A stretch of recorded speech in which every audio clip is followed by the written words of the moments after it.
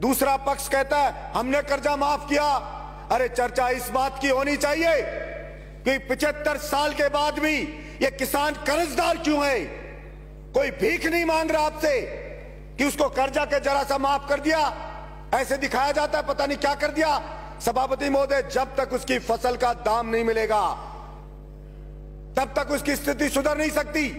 जब तक उसके खेत को पानी नहीं मिलेगा, उसे बिजली समय पर नहीं मिलेगी, उसे बीज खाद नहीं मिलेगा, तब तक अपन केवल सहानुभूति नहीं बटोर सकते कि हमने कर्जा जरा सा माफ कर दिया। ऊंट के मुंह में जी रहा है वो। सभापति महोदय, मैं कुछ आंकड़े रखना चाहता हूं सदन में।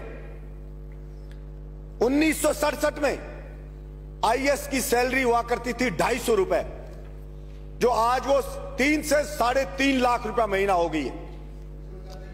और वही 1967 में डीजल होता था सभापति महोदय 20 पैसे लीटर, और आज वो 100 रुपए लीटर हो गया है। सभापति महोदय, सोना होता था 200 रुपए का 10 ग्राम 1 तोड़ा, आज वो 60,000 रुपए हो गया है। और गेहूं था 70 रुपए का क्विंटल, जो आज 1800 रुपए क्विंटल में बिक रहा है। यानी कि आईएएस की बढ़ोतरी सैलरी में कितनी हुई? 1500 गुना। डीजल में बढ़ोतरी कितनी हो गई? 500 गुना। सोने में बढ़ोतरी कितनी होगी? 300 गुना। और किसान के गेहूं की फसल की कीमत कितनी बढ़ी? मात्र 25 गुना। अब कहां 1500 गुना और कहां 25 गुना। भला वो कैसे उसकी स्थिति सुधर सकती है? हर चीज की महंगाई बढ़ गई है।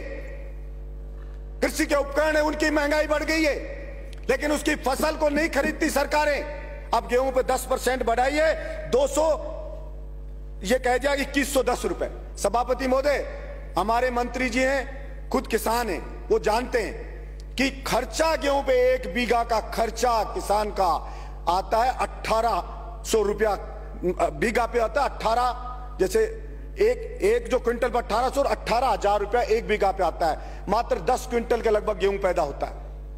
जो 1800 के हिसाब से बेचे तो 18,000 का वार, उसका खर्चा भी 18,000 आता है, पैदा भी 18,000 हो रहा है। तो उसकी स्थिति भला कैसे सुधरेगी?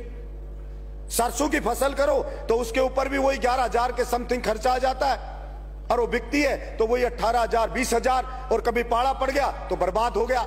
गेहूं में अगर हवा चल गई, गिर गया गेहूं तो बर्बाद हो गया। तो भला वो किसान कैसे बेचारा उठ सकता है? और सिर्फ बातें होती है किसान की, 6,000 दे दिया, कोई कहता है कर्जा दे दिया, कोई कहता है ये दे दिया, कोई कहता है थोड़ी सी बिजली दे देंगे, ये दे देंगे। मैं तो ये कहता हूं आप पूरा दाम ले लीजिए, मत दीजिए कुछ भी आप, लेकिन ये जो 1500 गुना बढ़ी आईएएस की सैलरी, या तो उस आईएएस की सैलरी को भी घटा के वही 25 गुना लिया हो आप।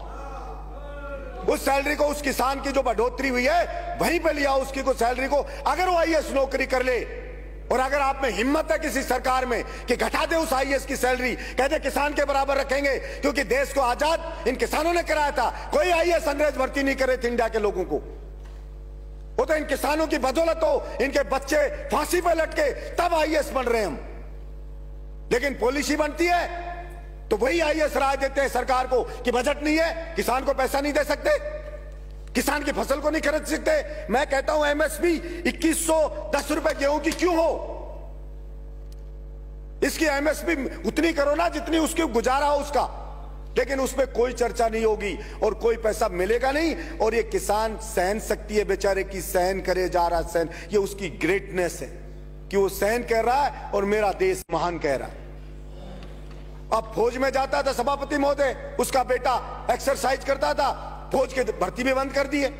पुलिस में जाता था सभापति महोदय, दौड़ भाग करता था, खेत में काम करता था, फिजिकल फिट होता है, मजबूत होता है, बहादुर होता है, दौड़ भाग करके पुलिस कांस्टेबल बन जाता था। कोई मिलिट्री में जाके, अब मिलिट्री का भी बन, पुलिस कांस्टेबल में आईएएस जैसा पेपर पकड़ा देते हैं। उसकी फिजिकल फिटनेस को कोई देखते ही नहीं है। अब उसमें पेपर में कौन सेलेक्ट होता है? वही जो ट्रक चलाने वाला खरीद के 10 लाख मिलाया वो सेलेक्ट हो जाता है।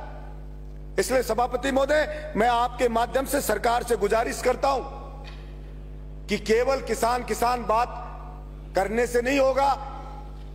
वास्तव में आज किसान को सबसे ज्यादा न्याय की जरूरत है, और उसके साथ हमें न्याय करना पड़ेगा। नहीं वो किसान के बच्चे जो अंग्रेजों से लड़े थे, जिस दिन उसने ठान लिया उस दिन फिर आप सोचना क्या हाल होगा। इसलिए मैं समझता हूं उठा उठा के फेंक देंगे और होगा क्या, मूली की तरह पाड़ पाड़ के फेंक देंगे आपको, और क्या होगा, ये होगा। इसलिए कभी कभी उस किसान की हिम्मत को ना ललकारे सरकार कि वो लड़ नहीं सकता या अपना हक हासिल नहीं कर सकता, वो तो अपने देश में आस्था रखता है तो सहन करे जा रहा है। और ये सभापति महोदय, मैं बात करूंगा जैसे आवारा पशुओं की, ये एक बड़ा आंदोलन इन आवारा पशुओं के लिए भी होगा। किसान की फसल को खा रहे हैं ये रोजड़े, सुअर, आवारा। और मैंने पहले भी कहा, अरे आदमियों की नसबंदी करते हो, इनकी नसबंदी करके ही रोक दो। हम छोटे बच्चे थे तो बछड़ों की नसबंदी करवाता था किसान।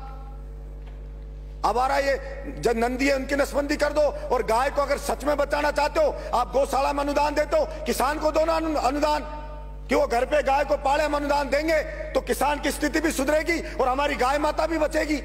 लेकिन किसान को तो देना नहीं चाहते, क्योंकि सब जानते हैं अगर उसके पास, अगर उसकी रोटी पेट में आ गई, उसको थोड़ा जीने का मिल गया तो सोचने लग जाएगा वो कि कौन क्या कर रहा है। वो आईएएस हजारों करोड़ रुपए खा रहे, फिर भी 1500 गुना सैलरी बढ़ा रहे हो। जाके देखो एक आईएएस बनता है तब क्या घर होता है उसका, और 5 साल बाद देखो उसके बच्चे मर्सिडीज में घूमते हैं, विदेश में पढ़ते हैं। क्या कभी सरकार ने पूछा है कि कहां से आ गया है पैसा? फार्म हाउस है बड़े बड़े, और बड़े बड़े मंत्री जाते हैं और जाकर फार्म हाउस में उसके पार्टी करके आ जाते। कभी पूछा किसी ने कि ये कहां से लिया आया? लेकिन कोई नहीं पूछा जाता।